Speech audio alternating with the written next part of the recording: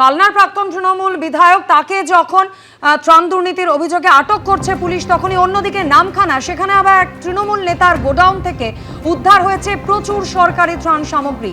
তৃণমূলের পঞ্চায়েত সদস্য এবং এক কর্মীর বিরুদ্ধে ত্রাণ মজুতের অভিযোগ। পঞ্চায়েত সদস্য গোপাল জানা এবং তৃণমূল কর্মী রামকৃষ্ণ গিরির বিরুদ্ধে নামখানার শিবরামপুর পঞ্চায়েত এলাকায় উত্তেজনা ছড়িয়েছে। পলাতক এই দুই অভিযুক্ত।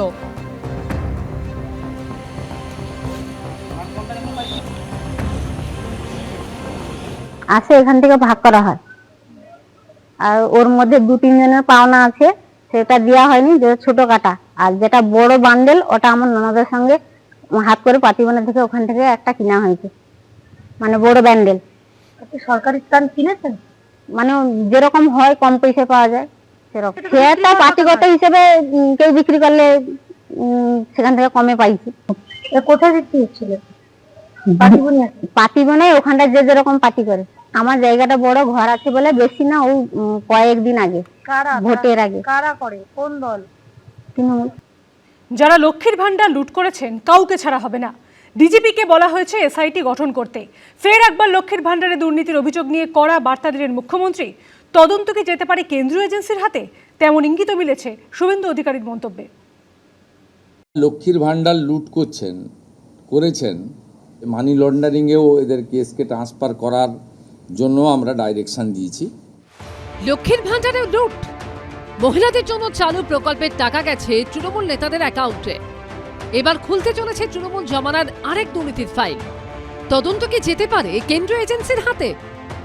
অবৈধ অনুপ্রবেশকারীরা তো পাচ্ছেন, তার সাথে সাথে হাজার হাজার তৃণমূল কংগ্রেসের নেতা যারা মহিলা নন বা এই কর্মসূচির আওতায় আসেন না, তারা লক্ষ্মীর ভান্ডার লুট করেছেন, সেটা আমরা পেয়েছি। আমরা কাউকে ছাড়বো না। ইতিমধ্যে দিকে দিকে হদিশ মিলছে পুরুষ লক্ষ্মীর, অর্থাৎ পুরুষ হয়েও যারা লক্ষ্মীর ভান্ডারের টাকা নিয়েছেন। গ্রেফতার হচ্ছে একের পর এক। এবার লক্ষ্মীর ভান্ডারে দুর্নীতির অভিযোগে সিট গঠন করে ডিজিপিকে তদন্তের নির্দেশ দিলেন শুভেন্দু অধিকারী। পাশাপাশি এক্ষেত্রে যেহেতু আর্থিক তছরূপের অভিযোগ উঠছে, তাই তদন্তভার ইডি বা কোনো কেন্দ্রীয় এজেন্সির হাতে যেতে পারে, এমনও ইঙ্গিত মিলেছে মুখ্যমন্ত্রীর মন্তব্যে। আমি ডিজিপিকে বলেছি সিট গঠন করতে, এবং যেহেতু মানিটারি ডিফলকেশন আছে, মানি লন্ডারিংয়েও এদের কেসকে ট্রান্সফার করার জন্য আমরা ডাইরেকশন দিয়েছি। তৃণমূল জমানায় মহিলাদের জন্য চালু হয়েছিল লক্ষ্মীর ভান্ডার, কিন্তু এখন দেখা যাচ্ছে সেই প্রকল্পের টাকা ঢুকত বহু পুরুষের অ্যাকাউন্টেও। গত 5 দিনে বিভিন্ন জেলা থেকে গ্রেফতার হয়েছে 7 জন, তার মধ্যে শুধু মুর্শিদাবাদ জেলা থেকেই পুলিশের জালে 4 জন। এই কেসে অনেক বড় পর্দা ফাঁস হয়েছে। আমরা হিসাব করে দেখেছি, এসআইআরে নাম বাদ যাওয়া এবং এই রাকিবুল, মুস্তাফিজুর, তারিকুলরা মিলে অন্তত 30 লক্ষ ফলস লক্ষ্মীর ভান্ডারের টাকা তুলছেন।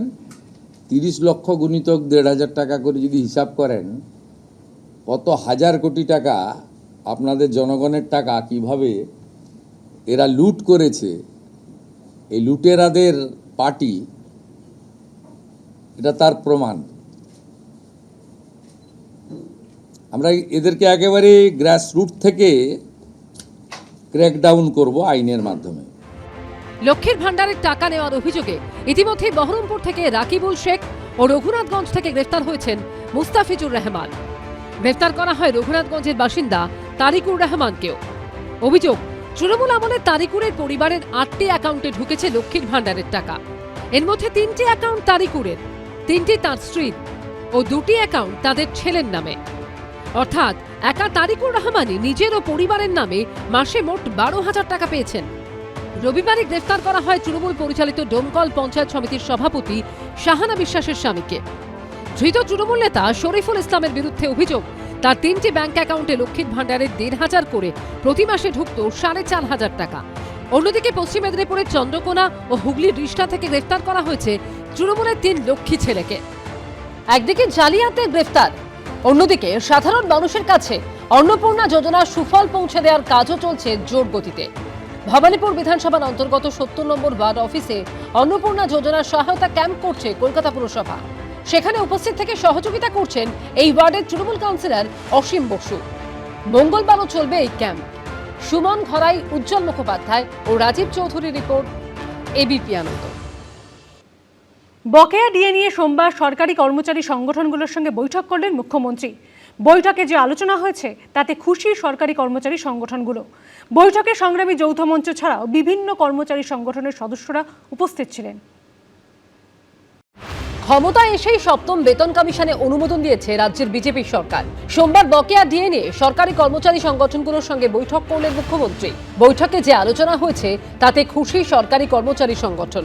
আলোচনা হয়েছে, সেই আলোচনাতে আমরা অত্যন্ত সন্তুষ্ট এবং বর্তমান ডোপার যে বকেয়া 42% আমরা প্রস্তাব দিয়েছি যে একটা স্থায়ী আদেশনামা বের হোক। মাননীয় মুখ্যমন্ত্রী বলেছেন যে তারা 22 তারিখে যে বাজেট পেশ হবে এই বিষয়ে কর্মচারীদের জন্য একটা ভালো সুখবর তারা দেবেন। সেখানে চিরকুটে ডিএ দেওয়ার মতো করে ডিএ নয়, মানে সমস্তটাই যাতে কর্মচারীদের সম্মান রেখে দেওয়া যায় সেই মতো ব্যবস্থা তারা করবেন। বকেয়া ডিএটা যেটা আইন মেনে যে দিতে বলেছিল সেটা all India consumer price index অনুসারে হচ্ছে না, সেটা দিতে হবে। মাননীয় মুখ্যমন্ত্রীর সঙ্গে বৈঠক ফলপ্রসূ হয়েছে, এ কথা বলতে আমাদের কোনো দ্বিধা নেই।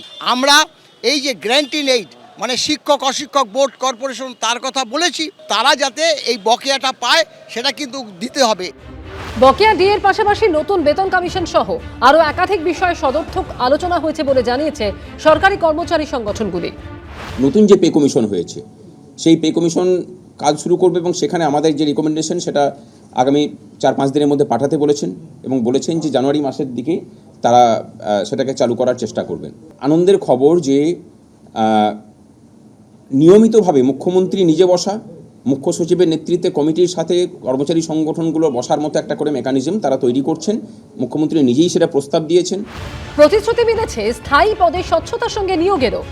তারা বলেছেন যে আগামী ডিসেম্বরের মধ্যে অন্ততপক্ষে 50,000 স্থায়ী পদে স্বচ্ছতার সাথে নিয়োগ করবেন এবং আগামী 7 তারিখের মধ্যে তারা নিয়োগের ক্ষেত্রে একদম মানে প্ল্যান মাফিক নিয়োগ নীতি ঘোষণা করবেন।